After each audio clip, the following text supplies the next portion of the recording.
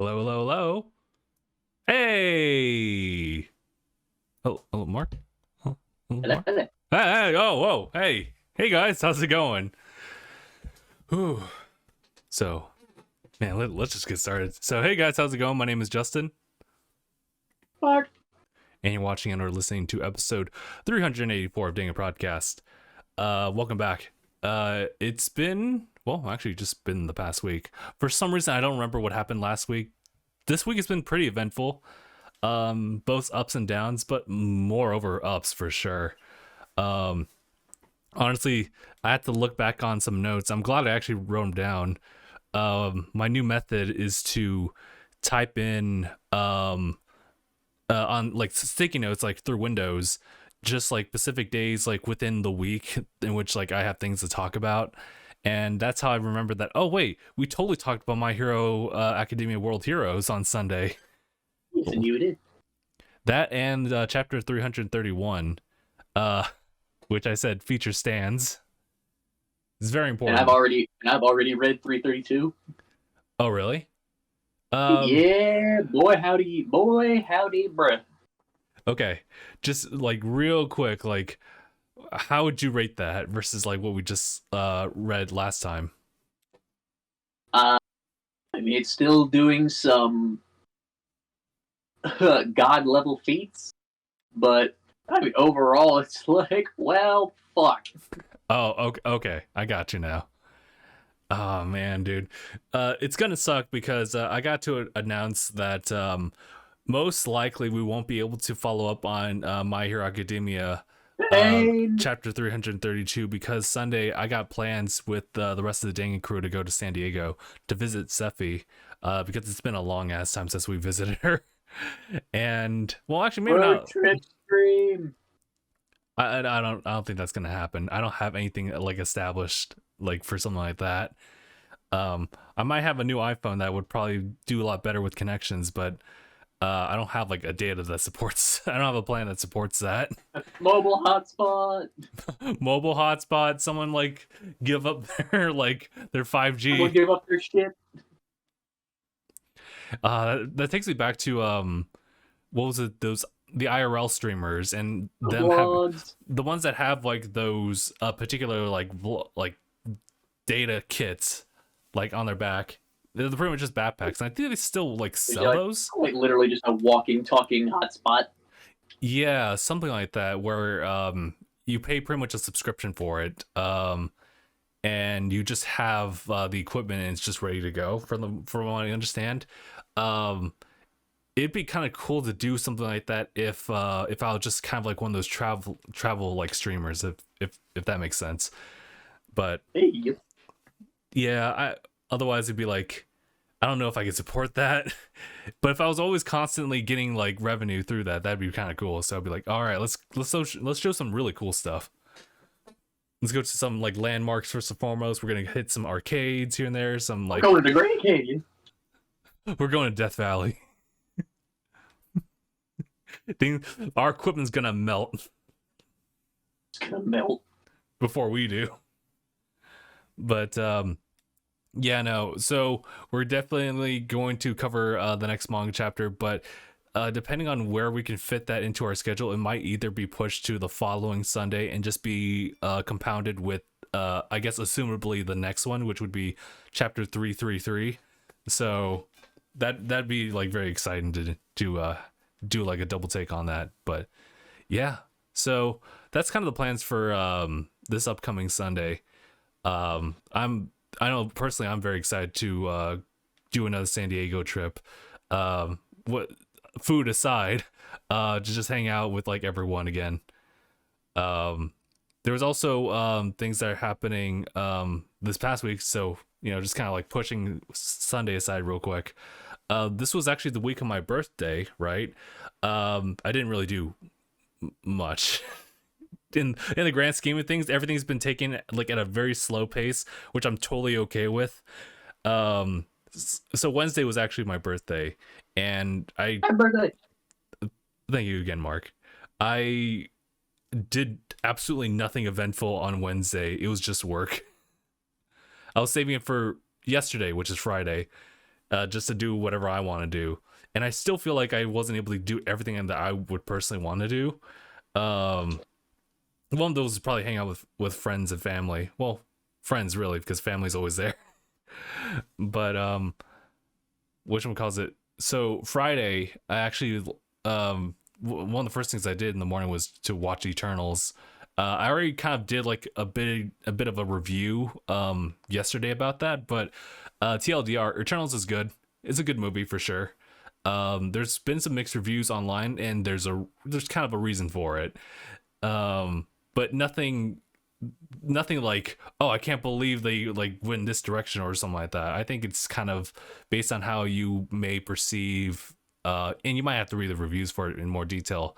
But I know for me personally, it was about how they would jump like back and forth between present day and the past to give you more context as to why characters are feeling this way and how they are.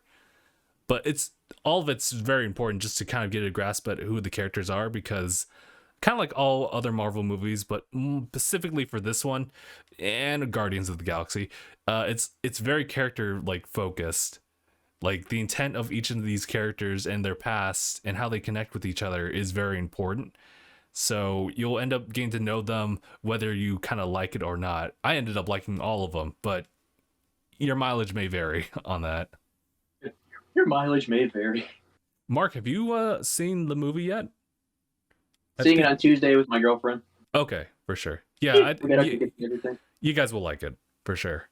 I'm sure I will. Okay, and definitely post credits, guys. I think all the post credits are weird, as you would say, but this one's like definitely out there. Plot wise, it's definitely plot wise. But it is something where it's like you would expect things like a certain thing to happen, but like it kind of doesn't. Of course, like they trickle in like a new character here and there just to kind of like get you like amped up for like a possible Eternals 2 or a cameo in another movie. But this is a movie that like heavily well, I guess all the movies kind of do that. They kind of keep to themselves and they don't really try to like touch on other like movies in the MCU unless they tie into each other, then they do. Yeah. So obviously the big thing about the Eternals is that like the trailer speaks for itself in the sense that one guy just literally asked like, you know, why weren't you guys there for Thanos or actually any other war? And of course they were told not to. And of course there's like some big higher power that gets explained further in the story that explains why they can't do that and how they can only intervene under like a very specific condition. And you know, I think as the movie played out, I understood like why all the characters felt the way they did. Obviously, they're still following orders, but some start to question it. It's kind of like that type of dynamic.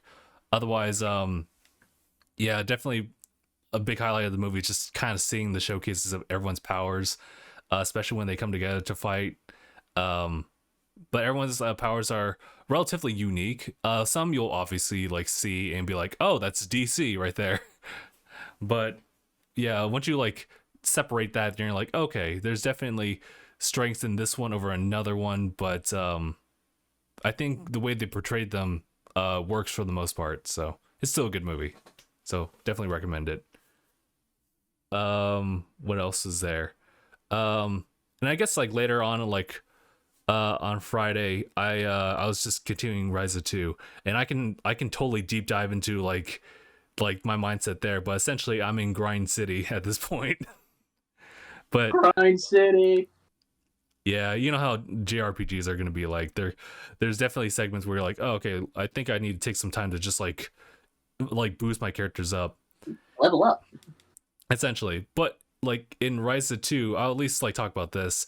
Is that there's more than just like the level like that you gain. There's also like a whole other side thing that you need to kind of keep improving on.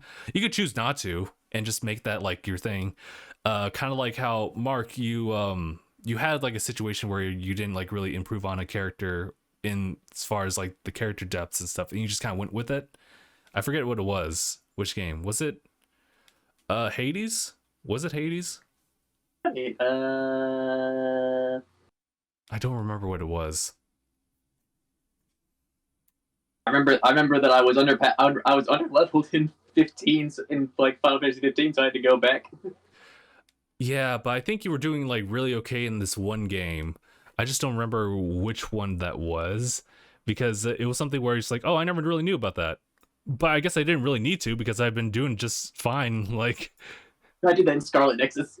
Okay. So you didn't do the Bond episodes, maybe the brain tree Oh, I did do thing. the Bond episodes. I'm just saying, in terms of gear and shit, I just brute forced my way through everything. Oh yeah. You know what? I think that game's a little bit more feasible. The game's actually a bit on the easy side, and your mileage, like, I guess it depends on like the individual, right? But there's other ways you can definitely increase like difficulty if you want to. In one of those cases, it could just be like not really equipping like new equipment here and there.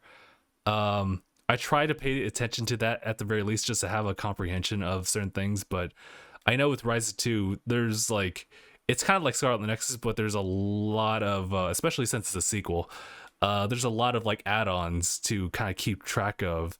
And for the most part, you can kind of just brute force it, because as long as you can use items to kind of heal yourself over and over, you're okay.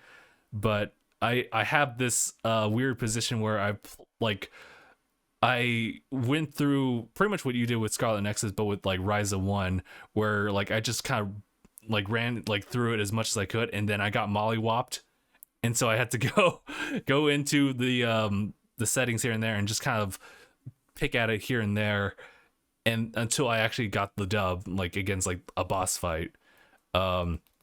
So Rise 2 just kind of like encourages a lot more experimentations, like as you go, or in bulk if you want to. But yeah, so I'm still, even to this day, I like earlier this morning, I was in like one of those like grooves where I was like, okay, I gotta do this, I gotta do that, I gotta make this shit, let me go back and make this. All right, here we go, let me add this over here, I gotta add this now, shit, I don't have that, let me just add more.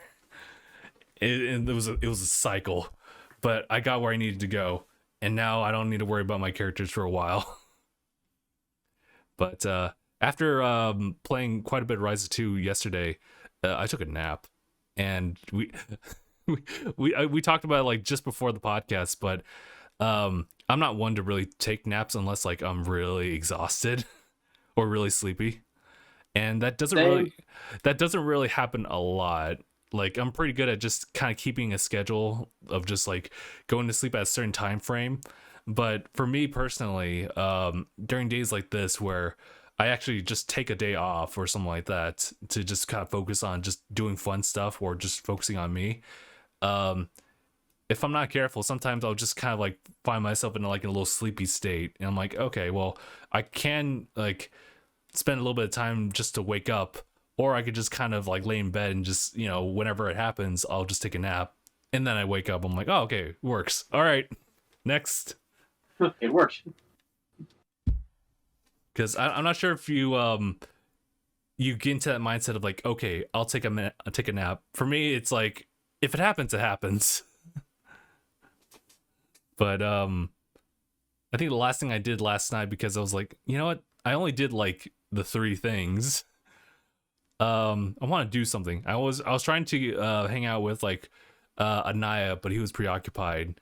I'm pretty sure I could have reached out to other people. At that point, I was like, it's kind of getting later at night, so I guess I'll get something to eat. So I ordered, like, you know what, food. I got some DoorDash, got some Wendy's. I was like, this is perfect. I'm gonna treat myself. That's treating myself for the night. And then I proceeded to go to bed at 2 a.m. and wake up around the same time as usual at 8 a.m. I'm like, fuck. There we go. I'm like, fuck me. Why do I do this? I mean, hey, you stick to a schedule. You stick to the schedule, right? But I'm gonna have to wake up earlier tomorrow for the San Diego trip. But don't worry, Mark, you're invited virtually.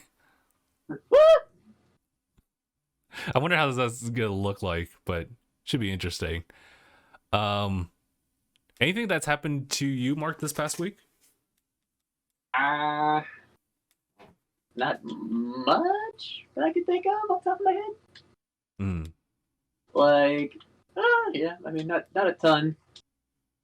Okay, that's fine. What games have you been playing consistently this week? Apex and Project Wingman. Oh, I never heard of that one. Project Wingman, it's it depends. I would say, to describe it, it is a flight sim. It's a flight sim where it's basically fighter jets. Oh, okay.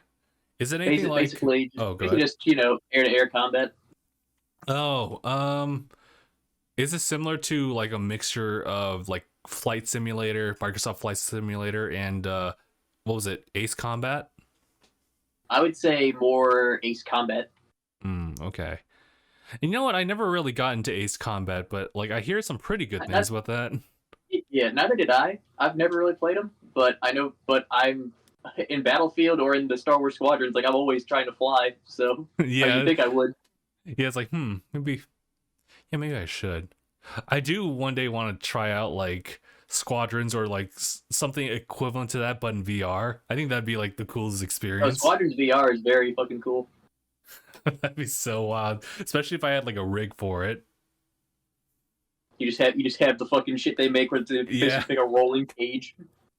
It's like you're at an arcade, just that one game though. Oh yeah, like I think the game that what was the game that I flew the best in? Because I usually like to get into anything that flies. In like certain games, like I like to be able to do whatever the game has to offer. Whether I can drive on the ground, be on my feet, or fly, I like to be able to do it all. Diddy Kong Racing. Right. I think the one that I did the best in was probably Battlefield 1943. Because in that I don't know what, I just got really good at flying in that. Like I dominated matches. Oh, okay. Like I just imagine people were getting pissed off because I just kept shooting them down as soon as they got in the sky. I mean, hey, like listen, that's your area now. I'm just sitting here. I'm just like, excuse me, pardon me, my airspace. This is my airspace. Thank you. This is my airspace. You're not allowed here. I don't see authorization. Get the fuck out. Is that a drone? The fuck?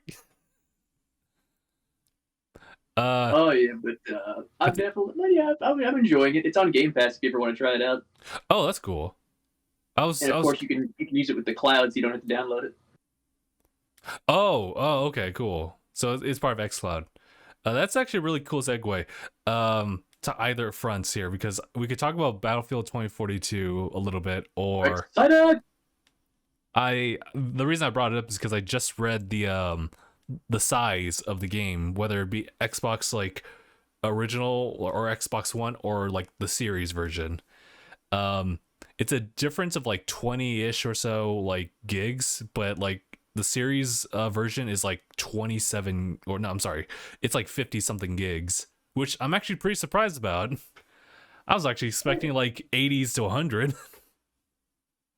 There's also the fact of I think I heard that thanks to Game Pass, Game Pass will give everybody who has Game Pass a 10-hour trial.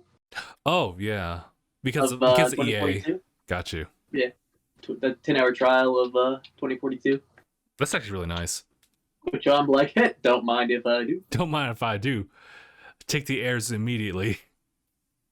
Oh, bro, in Battlefield especially, you should learn how to do everything. Okay.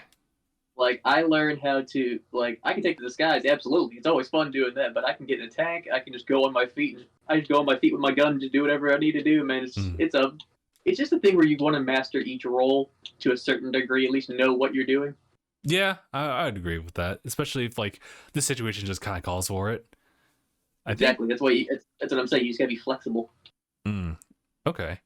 Oh, but you were talking about Game Pass and xCloud for a little bit. So last time we had talked, I was talking about how like I wanted to buy like some kind of controller like type of kit just from like my iPhone, so I can like do that a little bit more consistently, like use Game Pass or xCloud for that.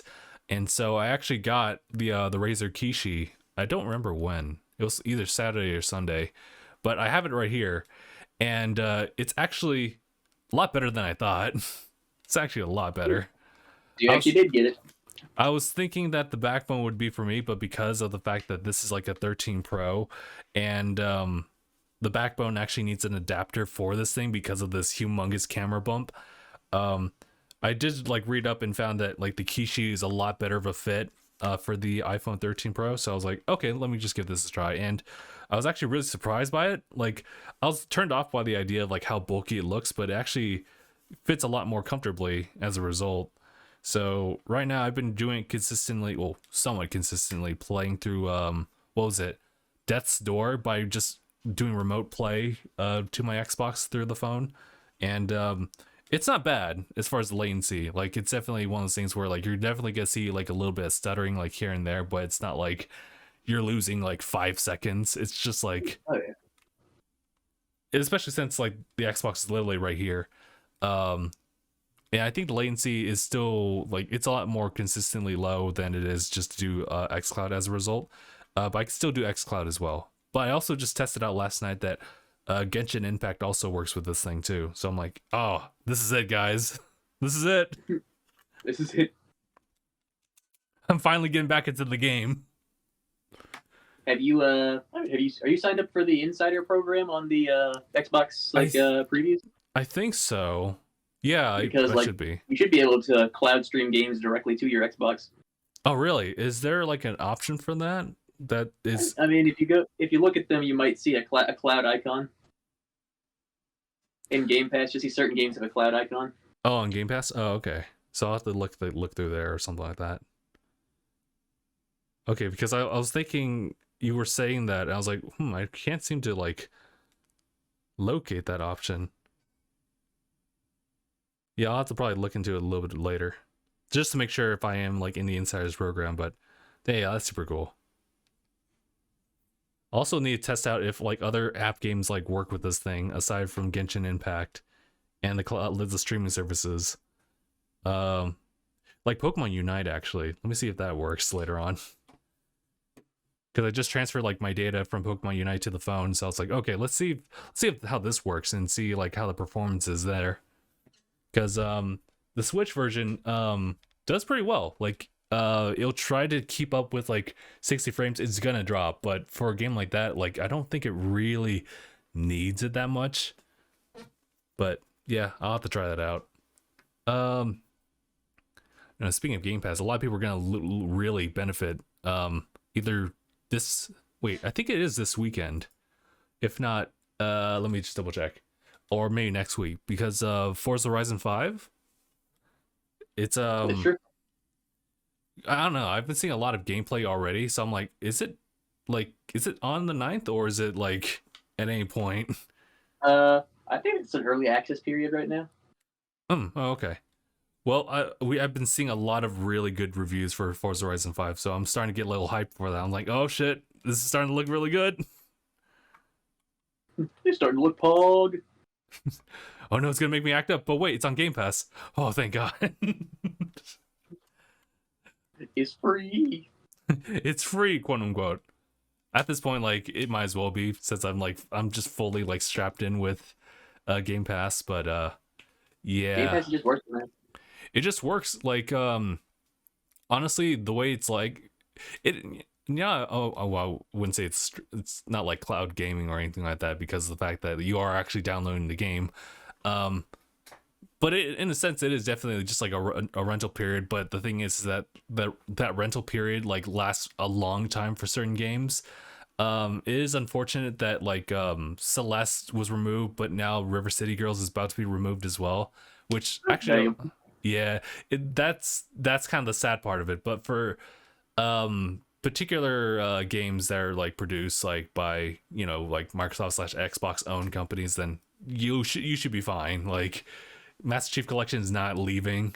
Like I'm pretty sure Forza Horizon like 4 isn't leaving anytime soon. Flight Simulator also, and just etc. So it just depends. You gotta keep a lookout. I mean, whatchamacallit, it was Tales of Vesperia Definitive Edition that left like a while back, but yeah, just kind of keep an eye out for it. Definitely just pay attention to some of the applications on Xbox. They'll usually let you know that like, oh hey, these games are leaving, so if you want to take advantage of like the deal that we have for a reduced digital price, then by all means do that. But yeah, no, I'm really excited for like Forza Horizon 5, especially since I've been reading up on like, or really watching some of the tests for it as far as like the quality in 4K and like a performance mode, but also in 4K. And at the point, like the details are like pretty minuscule. Like unless you're really just like sitting down taking screenshots to compare, you won't see it when you're blazing past like the location that you're taking a photo of. So you'll be fine. Yeah, you're good. Which is making me very hopeful for a lot of games that get optimized, like for both like PlayStation 5 and Xbox. We're gonna have like 4K, but also have that the performance still be like at least 60 frames per second at the very least. So I'm really hopeful for that as far as future things, because the next game that I really want to put a highlight on is definitely Elden Ring. My dude, I mean, I saw that gameplay. It's looking pretty good. I'm like, look at the magic, bruh. That's definitely a lot more flair on the magic. But I will say as well, it really is just like the memes are true. It really is just big Dark Souls. It really is. It's just like Breath of the Dark Souls. It's just open world Dark Souls. Is literally all it is. Which, you know what, I'm totally down for. But I do want to kind of go back into the other games and just complete those. So I am like trying to pick up like remastered and Dark Souls 2 at the very least, because I already have the day one edition of Dark Souls 3. And I think with that and Sekiro, I'm pretty much ready for like that type of experience. People have been like just kind of analyzing like the gameplay from just a pretty easy like outside standpoint of just seeing it and just being able to compare it to other games in the past. Like Sekiro definitely seems to pick up a lot of it because Sekiro is a little bit more like of a like agile type of character versus like your standard Dark Souls character. And someone picked out like during one of the fighting sequences that like there's a very small hitbox on your character, so if you do this specific maneuver you can actually dodge like an actual attack without really dodging. And I was just like, sidestep the shit. nah, it was one of those things where, well, I mean, you could sidestep too, but it was one of those like maneuvers where your entire body shifts down to the bottom right as this boy like tries to like stab you with his staff or his lance. I saw that. And I was like, yo, I was like, you need to calm down. That's what I was thinking. I was like, I thought that was pretty much just a sidestep. I was thinking that too, but I was like, nah, I guess that's part of the attack because there's just a counter stance like move like soon after that or somewhere like in that gameplay showcase. I was like, all right, that's cool. I'm also like really like impressed too because the environments are a lot more varied in this one. Like seeing like fall colors in that game, I was like, that's different. Everything's so like gritty, everything's so like, if anything, like gray or stale looking. Everything's very colorful. Yeah, so I'm looking forward to that and actually hopping into that whenever it comes out. I think it's like February next year, which is pretty close. It's pretty close. Meanwhile, like aside from like Forza and whatchamacallit, Elden Ring, there's also just Pokemon coming out like next week, right? Yeah, which is like it's come up with a lot of stuff, making me hard to choose what to buy. It's kind of a big problem, especially when it comes down to like February of next year. But going back to this, Diamond and Pearl, and their remakes are coming out, and I'm like, shit, they already have the Switch Lite like model available, and it's making me feel like I'm gonna act up. You're about to buy a Switch Lite. I'm like, I can find the reason because I can trade with myself, like if I have like different versions.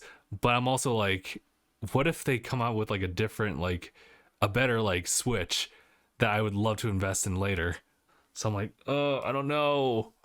I think I might just pass on this one because I don't really need to trade with another like me in this case. I could trade with other people, but yeah, it is really tempting for sure, especially with that D-pad. And I was like, oh, finally, a connected D-pad on a Switch that isn't the Pro Controller.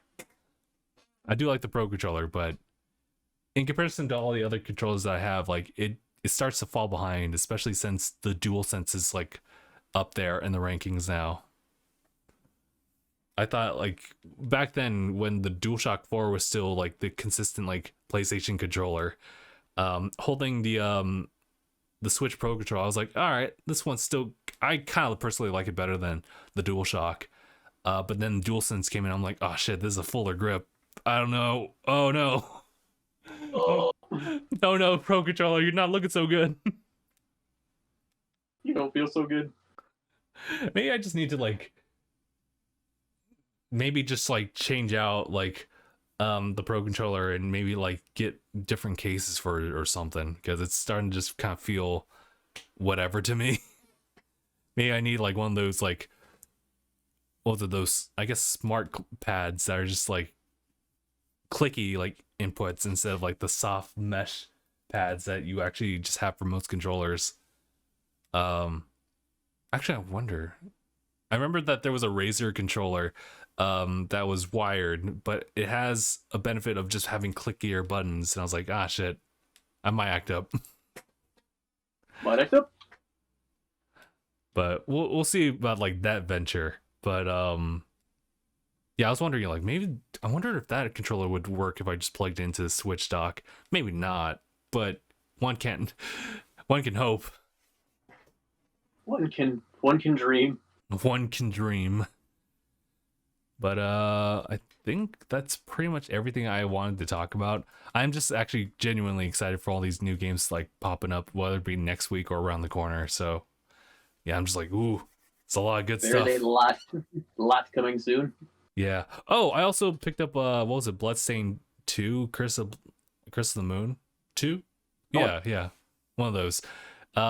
It's one of the limited run games, so I was like, all right, Best Buy's doing it. I placed a pre-order on that one at the same time as I did No More Heroes 1 and 2, and Bloodstained was just kind of delayed. I was like, oh man. So I just eventually got it like this past Thursday. I'm like, okay, cool.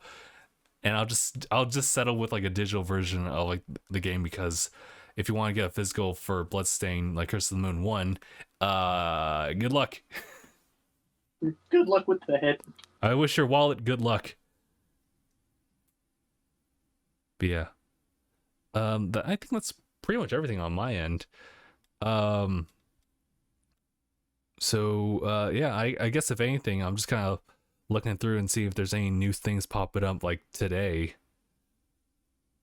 I have been seeing a lot of like Xbox being a trending thing on Twitter, but I think that's mainly because that's when the performance of like Forza Horizon like 5 was being released, or what was it? I think it was the Microsoft, or not Microsoft, Minecraft launcher was releasing for Game Pass PC.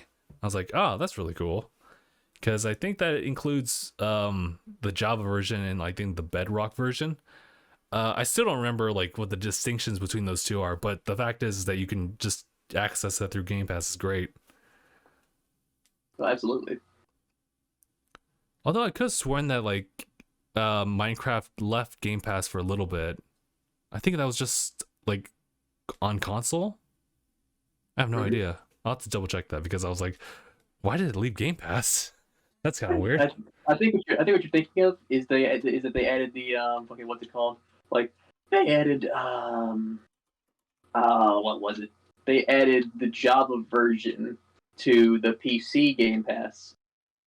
Yes. That's what they did. Okay.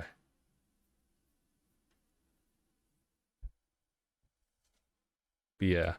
I remember that like Minecraft was always like that game that like, again, like a lot of people like bought and played before, but it always kind of sat at like a price point of like $30 or something like that, which I mean that's not steep in any sense, but the fact is that it's now added to Game Pass, so it's like, oh, that's actually a really good call. Oh, absolutely. Like sheesh.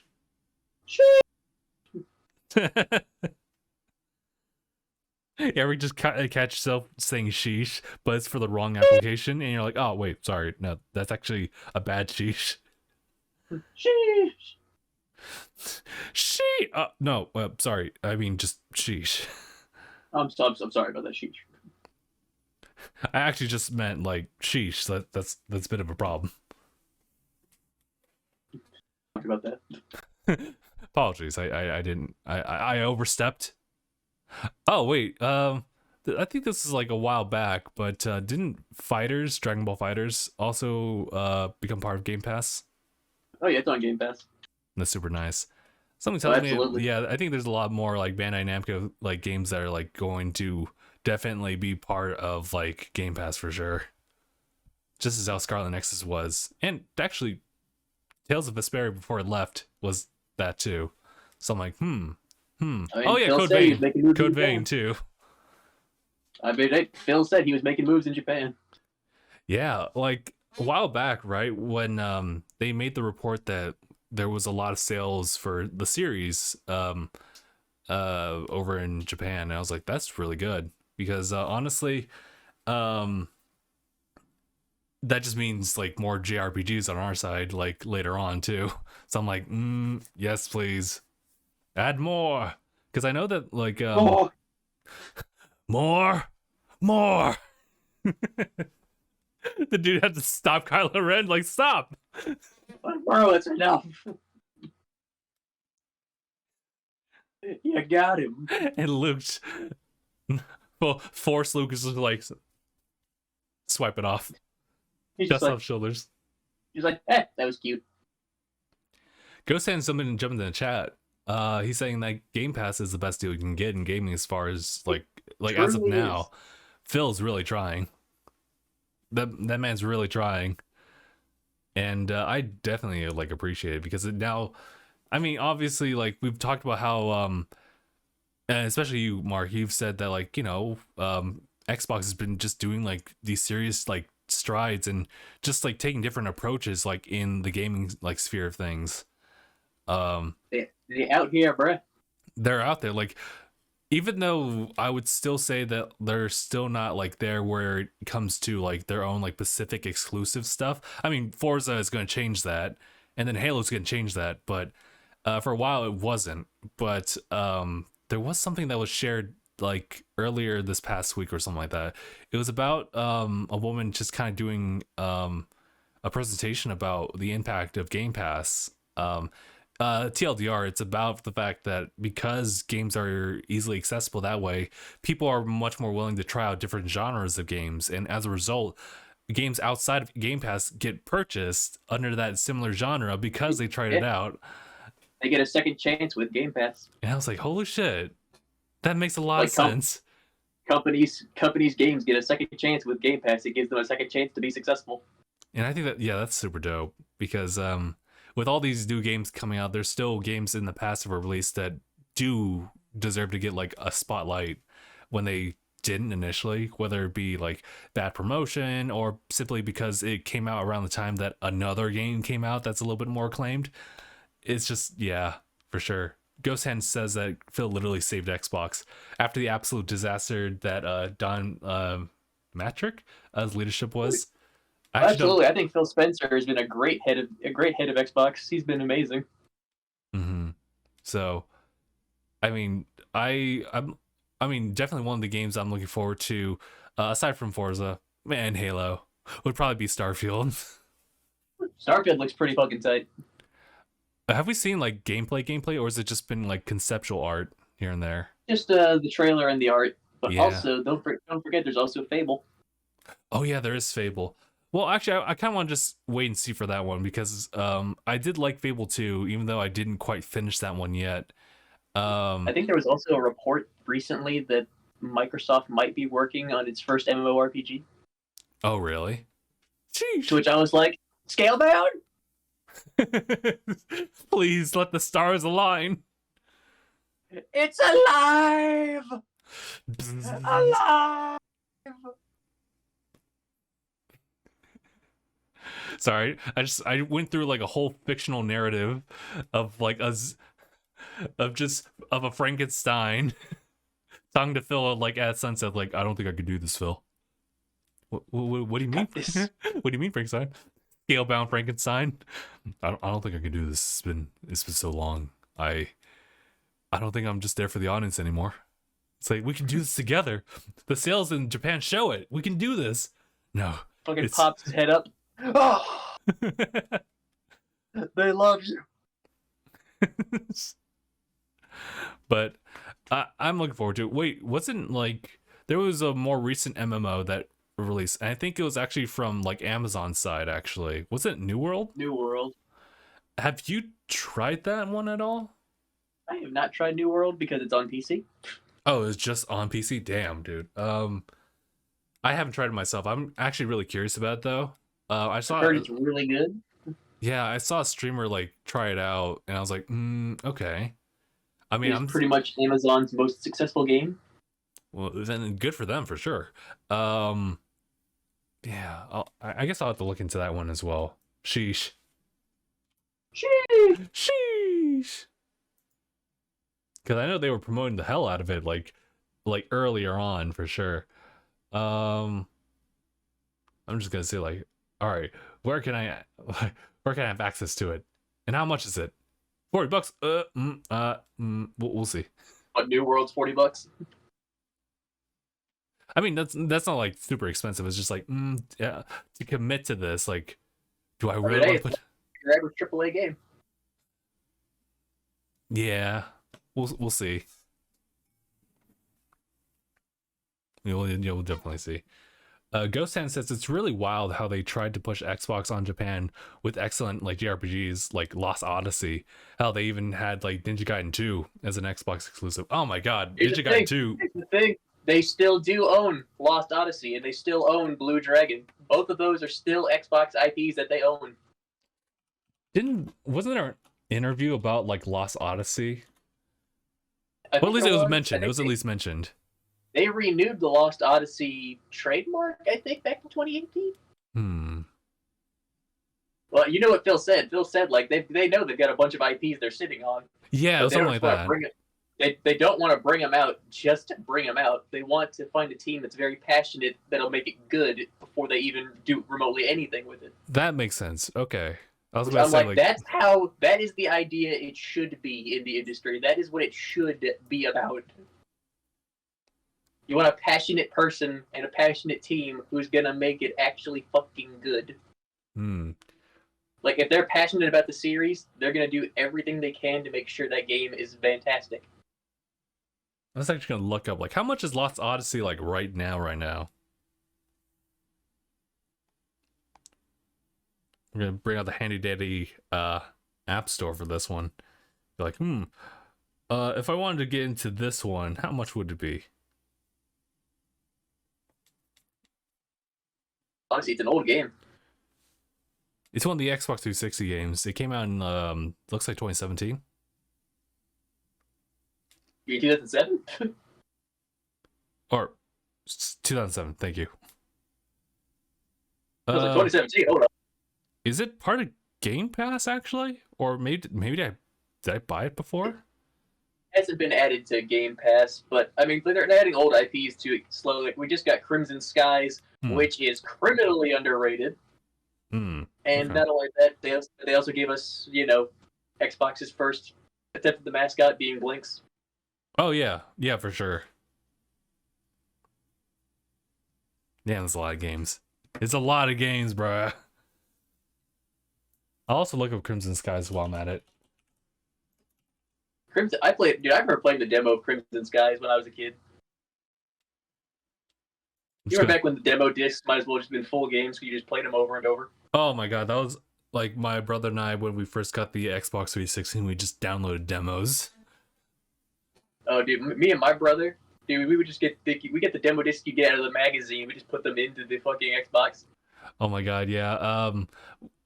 We do have like one sample like disc, and I think it might have been Eternal Sonata only, but yeah, like those are gems for sure. That shit, that like we just kept those as games. Yeah, for sure. I think I still have that sample disc for sure. It's definitely worth just kind of keeping because it's just like, oh wow, look at this. Free games.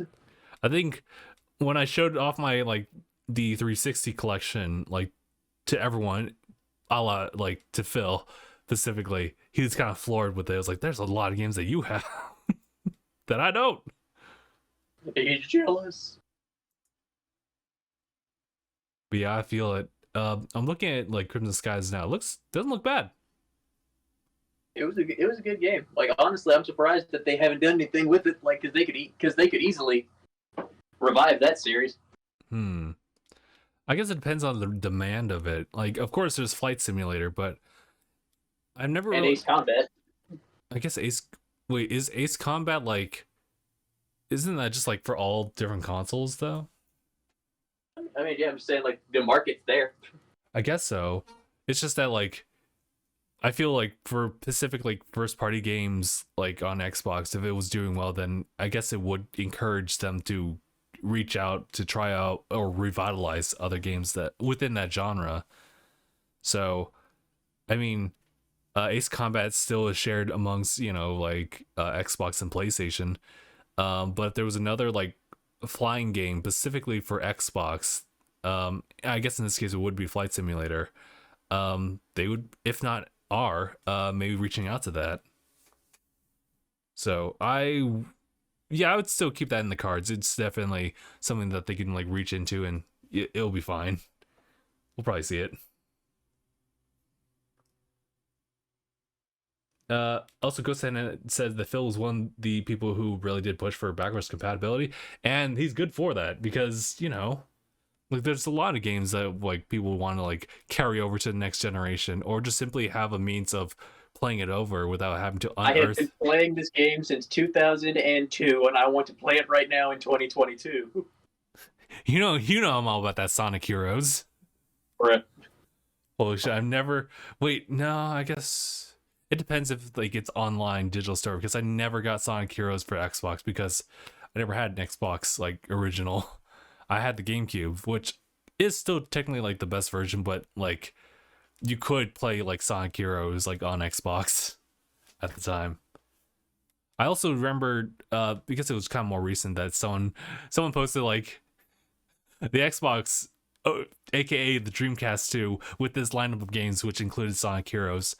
And I looked at the cases, I was like, holy shit, they still kept the whole green like game case since today. I was like, sheesh, dude. That's keeping it traditional.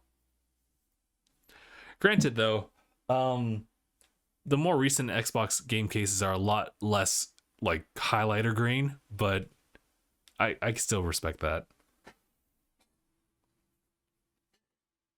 But also I believe what I found out was you know how Black Flag, I was talking about that one. It's a game from Xbox 360 that was actually 2 disc, and I was like, oh, I wonder how that plays out.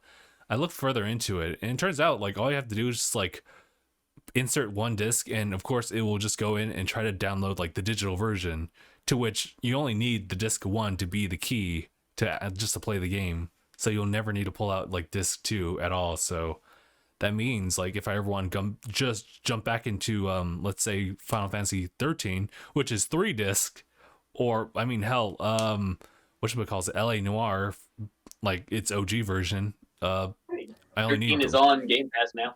That's true as well, and it's also kind of just been like improved as well, so so yeah, for sure. But yeah, I remember that I bought Final Fantasy 13 specifically as kind of like a let's play type of thing, and I just never got to it. Just a lot of things have like packed up, but eventually I'm going to hop into that game. But now it's probably like a better time to do that too, because a lot of the improvements just utilized through the series. Well, yeah, it is a series upgrade, so yeah, it's definitely better time to just start playing it. Let's go. Let's go. Well, but that means I'll have to get like 13.2 and then Lightning Returns at some point. I'll get to that. They're Final Fantasy games. They are in no short supply. No short supply. Like as far as the digital ones, for sure. Especially with 14. I was watching someone who's playing through like, I mean, well, obviously 14 just in general is like really popular. I think there's been some. I mean, go ahead. It's sold out digitally. It's sold out digitally, which you're like, oh shit, that does happen, huh? But like that doesn't like, really. wait a minute. You're like, wait a minute. That shouldn't be possible. It shouldn't be possible, right? Unless you lost like there was a cap in like the number of copies like you assign like digitally to certain like license keys, and you're like, oh shit, well we never thought about this, so we gotta add more. You see, we never thought this would ever happen. I mean that's a big power move for Square Enix, like for sure. You know what's like, also oh. I think also they will receive benefit from like the recent Guardians of the Galaxy as well, because of how well that's been doing. Yeah, like I've heard it's really good.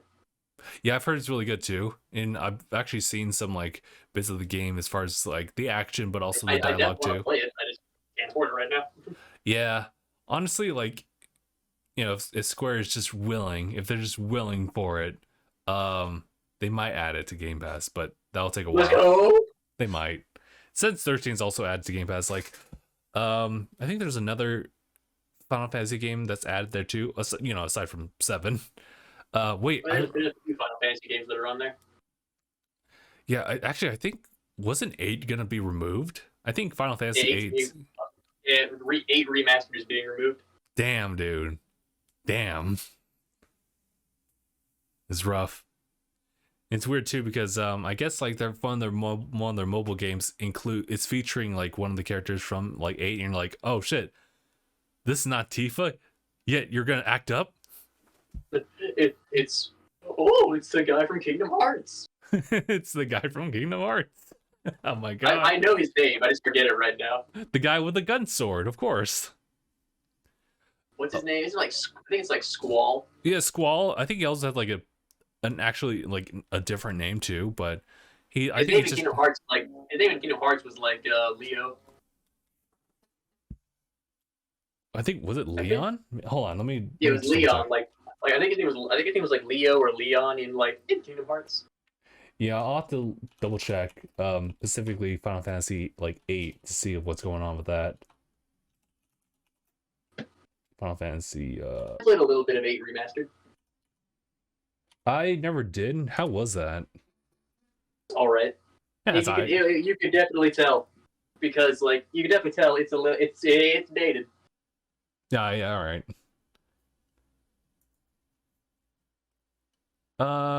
It says his full name's like Squall Leonhardt.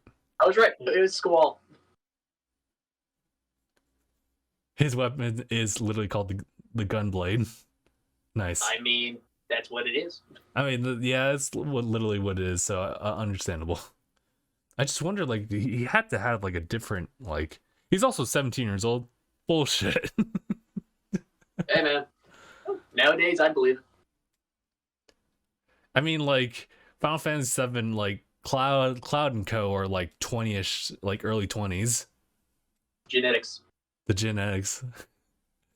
In the world of Final Fantasy 8, people just ate differently. People are just built different. They're just built different. Yeah, okay. Like I'm really curious. Like he had to have like a different name, but maybe just like went by either Leon or Squall. But let's see. All right, I think that's pretty much everything. Everything. Yeah. All right. I guess we'll go ahead and call. So I know later on today I'll probably need to go get gas in case I'm gonna make the trip to San Diego as for carpooling. We'll see about that. I'll see if there's anything else popping up for like GameStop and whatnot. Just usually do my usual rounds of like, oh, I wonder what new title's here. Well, we will see for sure. And then I'm updating everyone like as far as streaming schedule. Saturday later today. Looks like our D&D session got canceled because the availability of everyone just kind of like yeah, not really being there, but we're gonna have to do that like next week. So we'll go ahead and carry out evening stream with more Tales of Symphonia. So we'll do that like on schedule. So yeah, I look forward to it. Just continuing that story. But yeah, I guess that's pretty much it. So we'll go ahead and end it here. So thank you guys so much for watching this or listening to this episode of DangIT Prodcast. It's been episode 384. My name is Justin. Mark. And that's a dog in the background. And thanks for watching. #bye, everyone. Later, y'all.